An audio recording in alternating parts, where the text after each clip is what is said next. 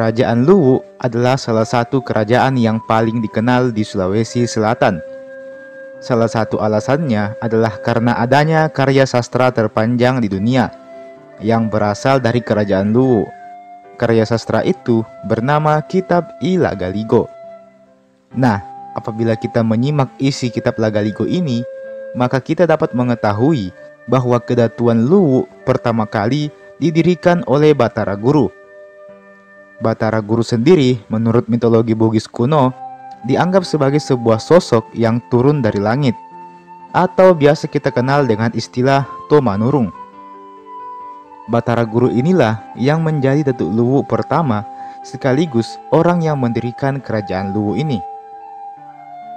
Dari cerita ini, kita bisa memperkirakan awal mula sejarah Tanah Luwu ini dimulai. Periode ini juga disepakati dengan nama periode Galigo. Masa pemerintahan Batara Guru sendiri diperkirakan berlangsung pada abad ke-10. Namun, ada pula pendapat yang mengatakan bahwa Batara Guru memerintah sejak abad ke-6 Masehi. Perkiraan ini didasarkan dari sebuah cerita rakyat yang di dalamnya berisi kisah mengenai Saweri Gading yang merupakan cucu dari Batara Guru yang kabarnya pernah bertemu dengan Nabi Muhammad SAW. Dan menurut kisah tersebut, kala itu Saweri Gading berusia 7 tahun lebih tua dari Rasulullah Muhammad SAW. Memang, perbedaan pendapat mengenai asal mula kerajaan Luwu ini bermula selalu menjadi perbincangan yang hangat. Perbincangan inilah yang kemudian melahirkan dua buah versi. Versi pertama adalah sebagaimana yang saya ceritakan di awal tadi, bahwa Batara Guru adalah Datuk Luwu pertama, sekaligus menandai dimulainya sejarah Kedatuan Luwu, sejarah kerajaan Luwu.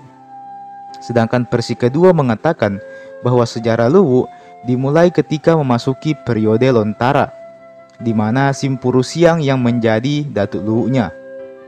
Pasalnya, menurut para ahli sejarah, sebelum datangnya Simpurusiang, dunia ini telah dilanda kekacauan selama ratusan tahun, atau dikenal dengan istilah Si Andre Bale.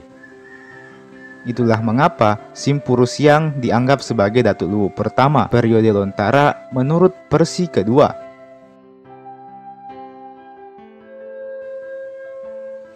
Meski demikian, pendapat pertama cenderung lebih kuat, utamanya karena hal itu tertulis jelas dalam Lagaligo. Batara Guru atau disebut juga dengan Latoge adalah manusia pertama dalam pandangan masyarakat Bugis kuno. Batara Guru dianggap sebagai orang yang membawa kedamaian dan kestabilan di Tanah Luwu. Semenjak beliau turun ke bumi, maka kehidupan masyarakat, khususnya di Sulawesi Selatan, menjadi lebih baik dan semakin mirip dengan kehidupan manusia yang seharusnya, seperti yang kita jalani saat ini. Luwu sendiri dianggap sebagai pusat peradaban Bugis dan juga merupakan tempat di mana bahasa Bugis itu berasal. Hal ini diperkuat dengan adanya pernyataan yang dikemukakan oleh ilmuwan asal Belanda.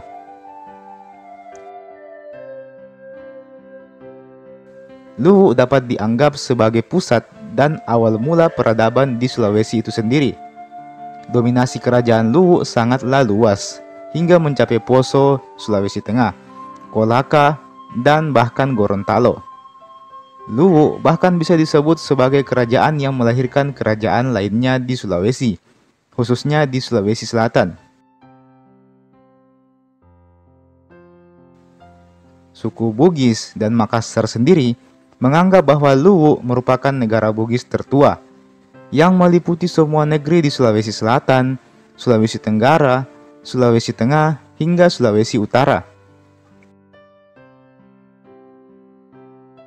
Semua daerah lain seperti Bugis, Makassar, Toraja, Mandar, Poso, Kolaka, dan lain-lain, apabila semua silsilah keturunan dari daerah tersebut ditelusuri, maka akan bermuara pada asal yang sama, yakni Luwu. Silsilah mereka akan sampai kepada Saweri Gading, Batara Latu, Batara Guru, dan berakhir pada pasangan Patotoe dan Datuk Palinge. Keterangan ini menunjukkan bahwa Luwu bukan hanya sekedar kerajaan biasa atau kerajaan tertua saja, tetapi juga merupakan sumber dari tumbuh dan berkembangnya kerajaan-kerajaan lain yang ada di Sulawesi.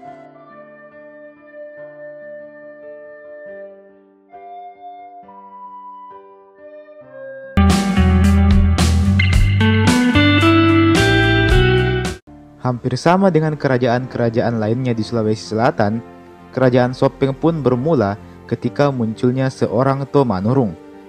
Tomanurung ini adalah sebutan untuk orang yang dianggap suci oleh masyarakat di Sulawesi Selatan, dan juga sebutan untuk orang yang mendirikan sebuah kerajaan pertama kali. Jadi orang yang pertama mendirikan sebuah kerajaan yang dipimpinnya. Nah, dalam hal ini, seorang Tomanurung juga muncul di wilayah Sopeng, di saat masyarakat Sopeng sedang dilanda kegelisahan dan juga kemiskinan. Dikarenakan rakyat yang sedang dalam kondisi menderita kala itu, maka dikumpulkanlah tokoh-tokoh masyarakat di wilayah Sopeng. Mereka memutuskan untuk duduk bersama atau yang biasa disebut dengan Tudang Sipulung untuk membahas masalah kemiskinan dan kegelisahan rakyat kala itu. Anehnya, di saat mereka sedang melaksanakan rapat, tiba-tiba muncullah seekor burung kakak tua yang bertengger di tengah-tengah orang yang sedang Tudang Sipulung tersebut. Burung kakak tua itu kemudian terbang memutari orang-orang yang sedang Tudang Sipulung tersebut. Tentu, hal ini langsung menarik perhatian orang-orang tersebut kala itu. Apa yang diinginkan oleh burung kakak tua ini? Mengapa burung kakak tua bisa ada di sini? Apakah ini sebuah pertanda? Ataukah ada hal yang ingin coba disampaikan oleh burung kakak tua ini? Tak lama kemudian, burung kakak tua tersebut hendak beranjak pergi. Dikarenakan penasaran, salah satu dari orang-orang tersebut memutuskan untuk mengikuti kemana arah burung kakak tua tersebut pergi. Orang tersebut pun mengikuti burung kakak tua tersebut, hingga akhirnya sampailah burung kakak tua tersebut di sebuah daerah yang bernama Sekanyili. Di tempat tersebut telah nampak sosok seseorang yang berpakaian sangat indah dan sedang duduk di atas sebuah batu. Mendapati sosok tersebut, tokoh masyarakat yang sejak tadi mengikuti jejak si burung kakak tua tersebut pun yakin bahwa orang yang berpakaian indah tersebut adalah jawaban dari permasalahan mereka. Dia pun menyampaikan hal tersebut kepada tokoh masyarakat lainnya, dan semuanya pun sepakat bahwa seorang Tomanurung telah datang di daerah mereka, telah menampakkan dirinya. Orang yang berpakaian indah tersebut pun kemudian diangkat menjadi seorang raja, diangkat menjadi Raja Sopeng yang pertama, sekaligus menandai berdirinya kerajaan Sopeng.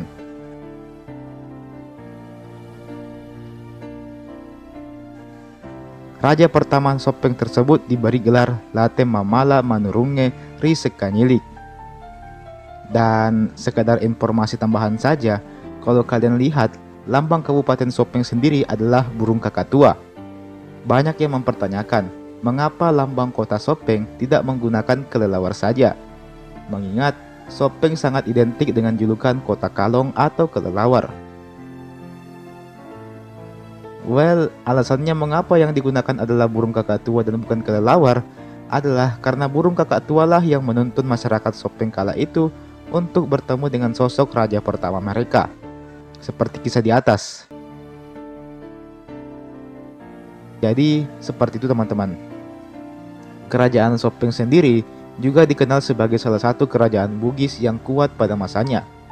Pengaruh yang dimiliki oleh Sopeng terbilang cukup luas kala itu. Sopeng sendiri juga termasuk ke dalam aliansi Telum Pocoe bersama dengan Wajo dan Bone. Di antara ketiga kerajaan Bugis tersebut, Sopeng dianggap sebagai saudara yang paling muda, sedangkan Wajo sebagai saudara tengah dan Bone sebagai saudara tertua. Tak heran apabila Sopeng hingga saat ini masih menjadi salah satu daerah dengan budaya Bugis yang paling kental. Pasalnya, budaya Bugis yang ada di Sopeng adalah bagian dari peninggalan kerajaan masa lalu mereka, dan sebagian besar masih terjaga hingga saat ini.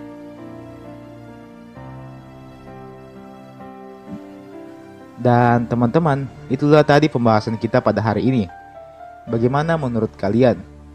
Memang kebanyakan dari kalian mungkin bertanya-tanya, bagaimana bisa ada orang yang baru pertama kali dilihat malah langsung diangkat sebagai seorang raja? Well, mungkin di zaman sekarang hal tersebut dianggap aneh. Namun, mungkin saja bagi orang-orang dulu hal tersebut justru adalah sesuatu yang wajar. Dikarenakan, orang dulu memang lebih percaya pada hal-hal yang bersifat pertanda atau mistis. Jadi tak heran apabila ada banyak mitos juga mengenai Tumanurung ini. Sebagian ada yang menganggapnya sebagai orang suci yang turun dari langit, dan sebagian lagi menganggapnya sebagai seorang utusan Tuhan yang diturunkan untuk mendamaikan para manusia di muka bumi.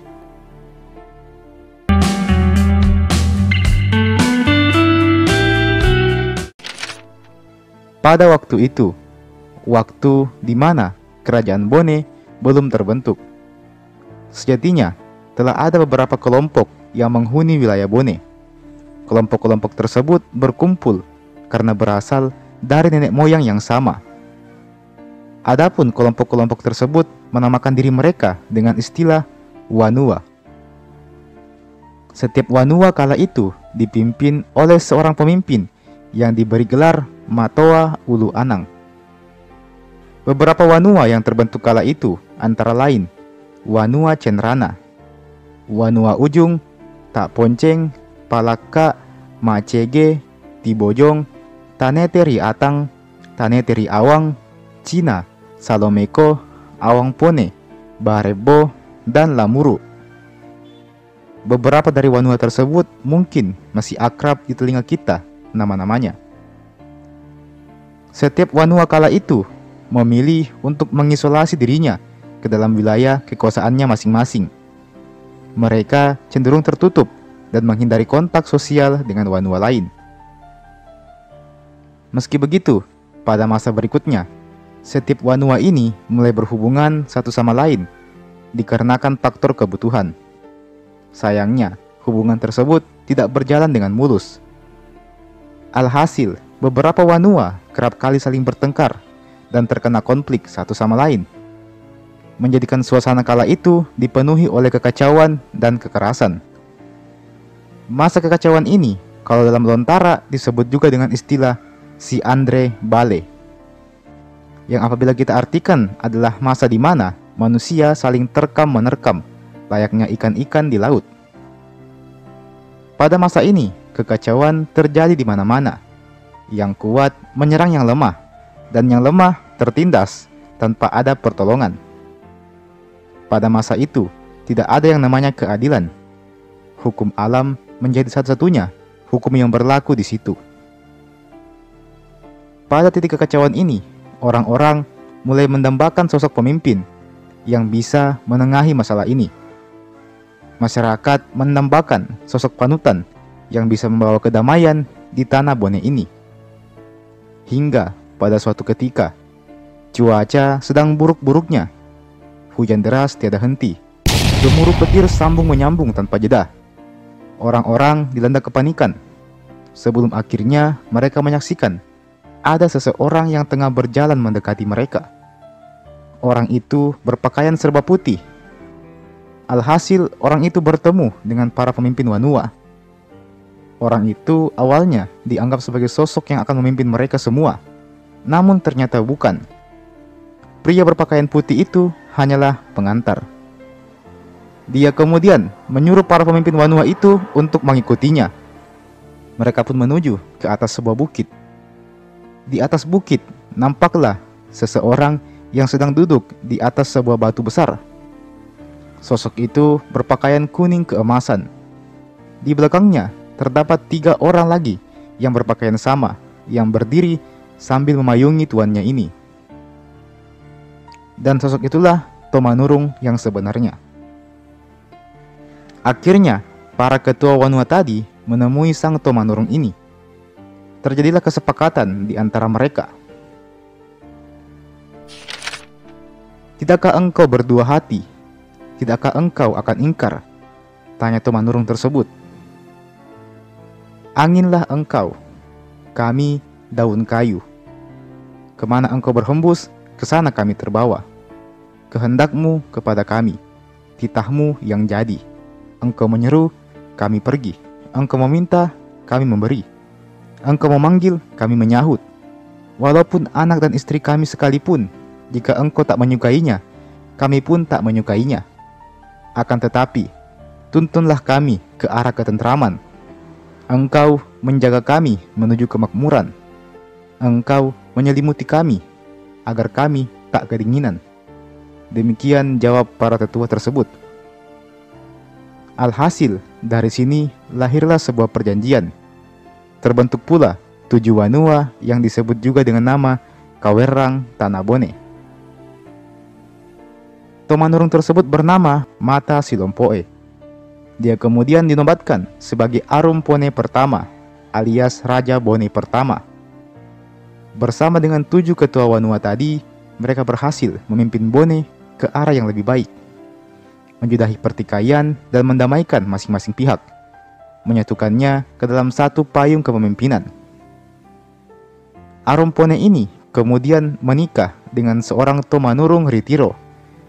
Dari pernikahan itu lahirlah 1 orang putra dan 5 orang putri. Kerajaan Bone pun mulai menjalankan pemerintahannya. Segala hal mereka lakukan. Mereka memperluas wilayah, menjalin keakraban dengan kelompok lain, hingga merencanakan segala kebutuhan dari makanan, pakaian, hingga rumah-rumah. Arum Pone yang pertama ini diperkirakan memimpin selama kurang lebih 30 tahun lamanya. Beliau berjasa membawa kemajuan bagi rakyat Bone. Beliau sempat berwasiat untuk menyerahkan kepemimpinannya kepada anak laki-lakinya yang bernama La Umase Tolawa. Setelah menyerahkan wasiat tersebut, tiba-tiba terdengarlah suara gemuruh petir yang menyambar silih berganti. Usai gemuruh, nampaklah sang Arum Pone ini bersama dengan istrinya telah meninggal dunia. Keduanya wafat dalam waktu yang nyaris bersamaan. Dan semenjak itu, kerajaan Bone terus berdiri dengan pemimpin yang berganti-ganti dari waktu ke waktu. Dalam perkembangannya, kita ketahui bersama bahwa kerajaan Bone menjadi salah satu kerajaan terbesar dan terkuat di Sulawesi Selatan. Kerajaan Bone dianggap mencapai puncak kejayaannya di masa kepemimpinan Arung Palaka, yang kala itu berhasil membebaskan Bone dari tekanan Goa. Kerajaan Bone hingga saat ini tinggal menjadi kenangan saja. Raja terakhir Bone bernama Lapa Benteng Petalawa telah lama wafat di tahun 1951 yang lalu.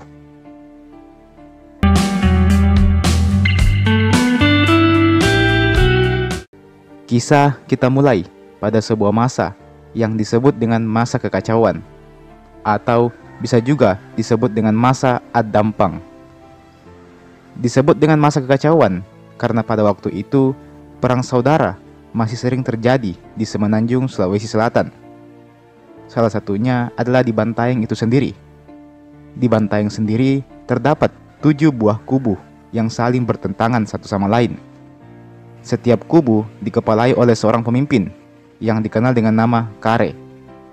Ketujuh Kare atau pemimpin tersebut antara lain Kare Onto, Kare Bisampole, Kare Gantarang, Kare Sinoa, Kare Mamampang, Kare Katapang, dan Kare Lawi-Lawi. Ketika suasana perang sedang berkecamuk, semua orang sibuk dengan dirinya masing-masing, beradu senjata, dan saling menghantamkannya ke arah lawan-lawannya. Seketika, datanglah sebuah cahaya atau nur dari langit. Konon, cahaya tersebut mengeluarkan suara dan berbicara layaknya manusia. "Eto majanangari onto, kio ngasengi pakumpulu, injo parannu tau 7. Cahaya tersebut menghampiri Kare Onto dan menyuruh Kare Onto untuk mengumpulkan para kare lainnya, karena ada sesuatu yang ingin cahaya itu sampaikan. Kare Onto yang merasa seperti sedang mendapat sebuah ilham pun langsung menemui para karya lainnya. Dia segera menyuruh para pemimpin dari masing-masing kelompok itu untuk berkumpul. Singkat cerita, berkumpullah para karya tersebut. Dan cahaya tersebut pun muncul, lalu berdialog dengan para kare. Setelah berdialog dengan ketujuh kare, sang cahaya memberikan gelar kepada kare Onto, yang kini berganti nama menjadi Rampang Onto. Lalu sang cahaya tadi memerintahkan para kare ini untuk membangun sejumlah rumah persinggahan di pesisir pantai. Anehnya, karena pada masa itu tidak ada pesisir pantai di Bantaeng. Yang ada hanya tebing-tebing yang langsung berbatasan dengan lautan. Para kare itu pun bingung. Namun secara ajaib, keesokan harinya nampaklah pesisir pantai yang indah menggantikan tebing-tebing curam tersebut. Hamparan pantai nampak indah sejauh mata memandang, membuat para karya tersebut langsung bergegas untuk membangun rumah-rumah persinggahan sesuai dengan perintah sang cahaya.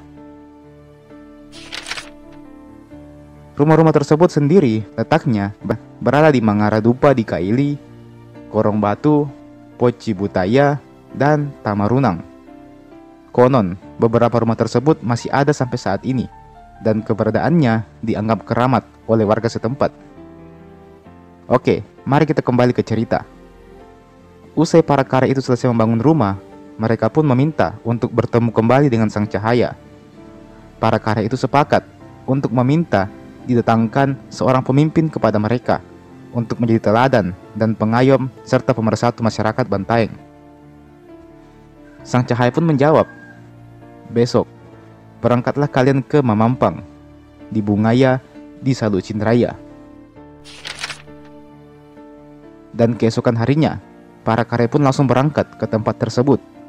Dan mereka mendapati seseorang yang sedang mandi di sebuah mata air. Sosok tersebut tak dikenali asal-usulnya. Namun sepertinya dia sudah memahami maksud kedatangan 7 orang itu menemuinya. Sosok itulah yang kemudian dianggap sebagai sosok To Manurung atau sosok yang turun dari langit.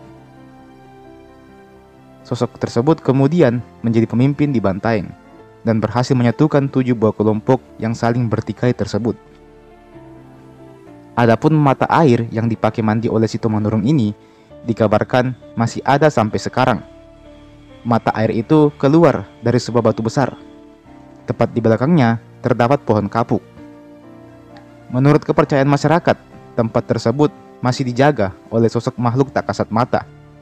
Sosok tersebut bernama Lombe. Sosok Lombe digambarkan sebagai makhluk berbentuk ular namun berkepala ayam dengan panjang sekitar 1 meter.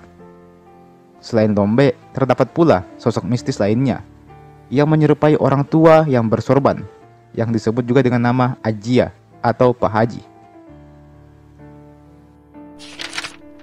Ketika To Manurung tersebut diangkat menjadi raja, dia dilantik di atas sebuah rumah yang berada di atas sebuah pohon tua besar. Pohon itu diberi nama Pohon Palantikang, yang sekarang diabadikan sebagai nama kelurahan juga di Bantaeng. Pohon Palantikang ini kabarnya sangat besar ukurannya. Bahkan 10 orang pun tak bisa memeluk keseluruhan batang pohonnya. Pada suatu masa, pohon tersebut terbakar tanpa diketahui apa penyebabnya. Masyarakat tidak ada yang berani mendekati pohon tersebut karena kobaran apinya yang besar. Namun pada akhirnya, api tersebut bisa padam dengan sendirinya. Pohon yang sudah terbakar itu perlahan-lahan tumbuh kembali, namun tidak lagi sebesar dulu.